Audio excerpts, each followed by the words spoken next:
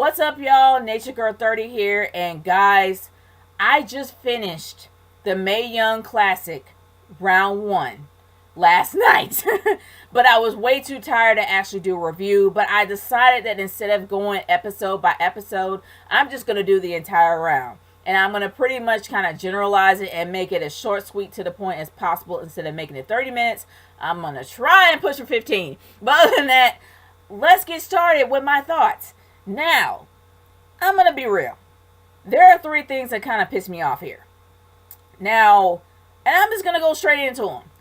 Number one, this did not have the international feel that the Cruiserweight Classic did. And I'm going to be bringing up the Cruiserweight Classic a lot. So if I do and you get pissed off at hearing that, my bad. But this is the only way that I can make a comparison. This is the second tournament that WWE is holding, but this is going to be the one for all women. So you want to have that international appeal. Now, I know you guys are like, what are you talking about? They actually do have international people here. Here's the thing. This feels like a corporate run or a corporate drag. And I'm trying to think of something that kind of fits with the whole corporate thing. Because with the Cruiserweight Classic, it literally felt like they scoured the globe for the perfect cruiserweights to be a part of this tournament. But in this case, it feels like it's more of catering to countries that they really do want to capitalize in anyway.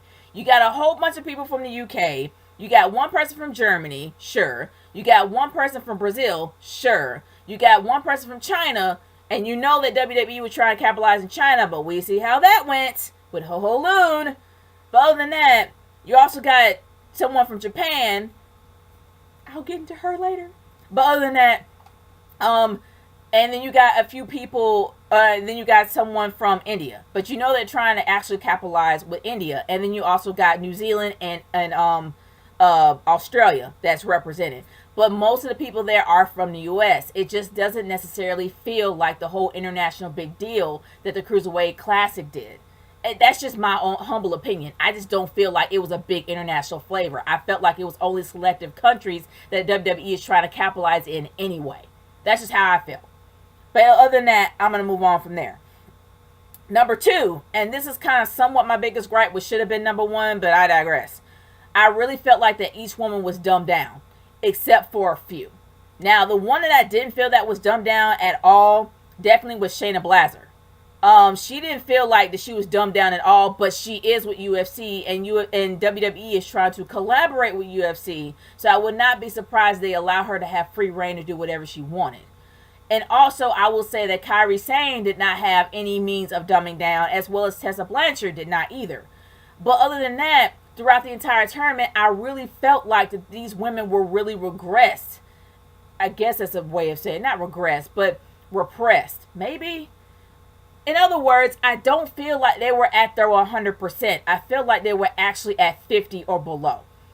Case in point, the first match of the round. We got Kaylee Ray versus Princessa Suhit.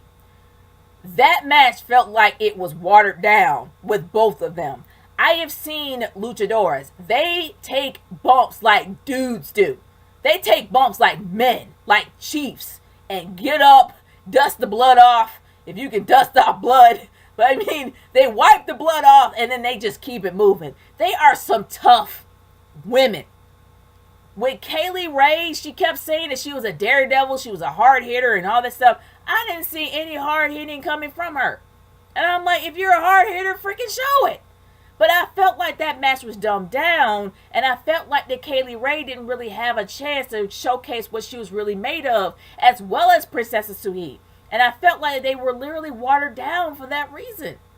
And that really bothered me a lot. But now I'm going to get into the third thing that really pissed me off. Unlike the Cruiserweight Classic, which really felt like that, sure, you had a whole bunch of people from the indie circuit and it showed, and you had two people representing NXT, you had multiple women representing NXT in this tournament. It did not feel as organic as the Cruiserweight Classic did. You literally felt like that these men came from different places, were not any way at all affiliated with the company. And you made it feel like this was a tournament that mattered. This really doesn't. It feels like a corporate grab. I'm sorry. There's far too many people that represent that company on that lineup, and that bothered the crap out of me.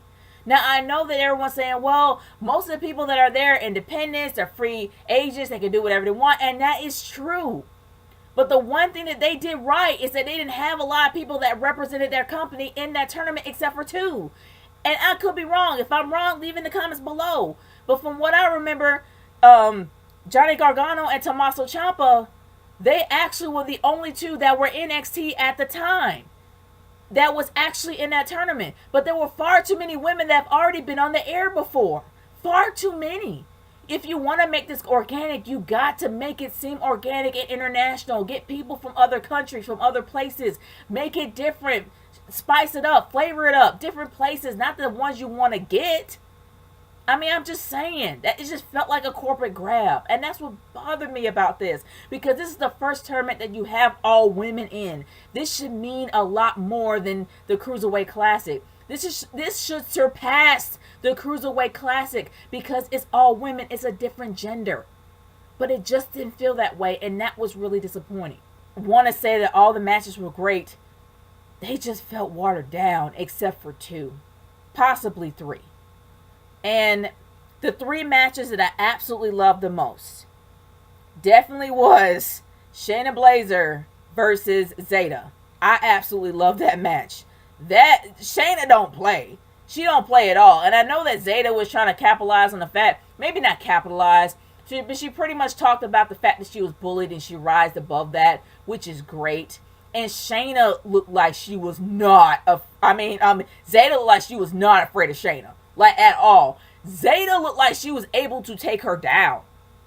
I love that. I really love that. That was a Davida versus Goliath moment. Seriously. And I absolutely loved it. 100%.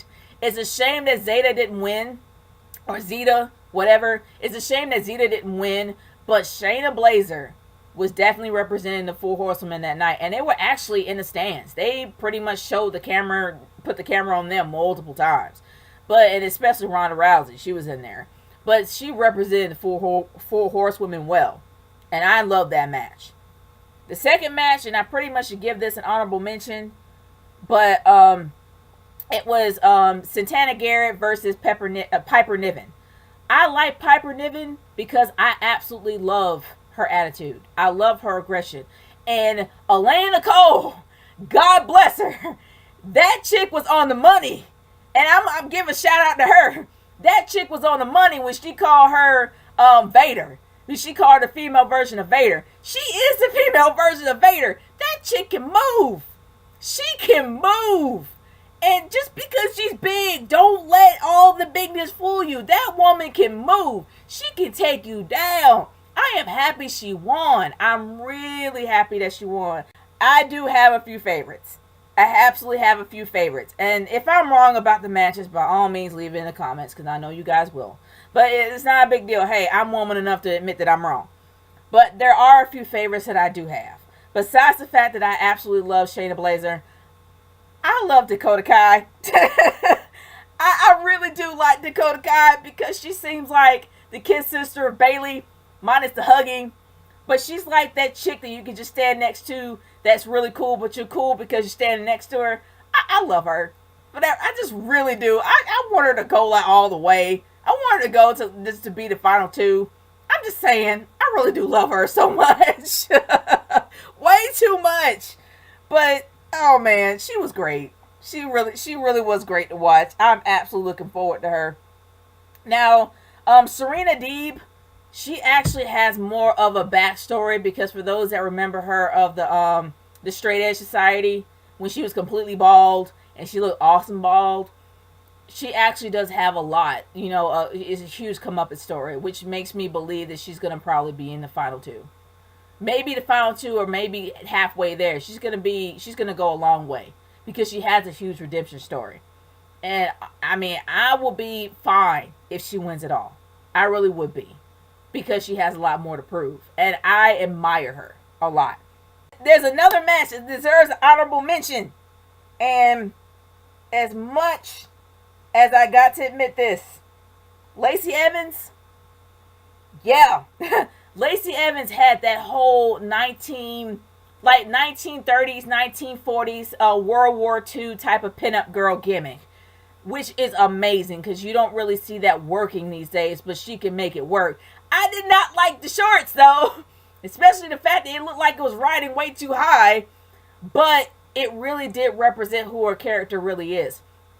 And yeah, I'm not a big fan of her weave either. I'm sorry, it's from Atlanta. It looks like her tracks are falling out. But other than that, she is an amazing wrestler. And she's an ex-Marine. And she absolutely fits the whole true blue 100% babyface American girl gimmick. I have not seen that since the 80s, man. Actually, I don't know if there was a true blue 100% American girl gimmick.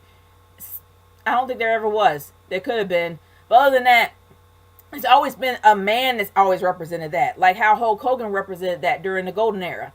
But she would represent that so well. And if they honestly wanted to go back and be retro about it, please make it her. Make it her. And if you actually put her on NXT, send her to SmackDown. That gimmick will work so much. And I would love to see that on my screen every single day. She's amazing at what she does. I was highly impressed by her. That match was really good. And Taynara Conti does not play. She does not play at all. And I think she knows like jiu-jitsu. No, she knows judo. She's tough. Like she's a real tough woman. And she's very aggressive at that. I would not be surprised if she actually is signed. I wouldn't be. But honestly, that's another match that I absolutely enjoyed. Lacey Evans versus Taynara Conti. One of my favorites. But let's go. My third favorite match of the night definitely is the final match of round 1. By far. Tessa Blanchard versus Kairi Sane. I love her. I'm sorry. I really do love her so much. She's like the pirate you want to hug. She's all adorable. She is absolutely adorable. And she's a pirate, which makes it even cooler. But not that. Just because she looks cute, does that mean that she is a pushover? She is hard-hitting. She is aggressive. That elbow drop. Though. That elbow drop is scary. The only man, well, she's not a man, of course, but the only person that has ever made an elbow drop look menacing was the Macho Man.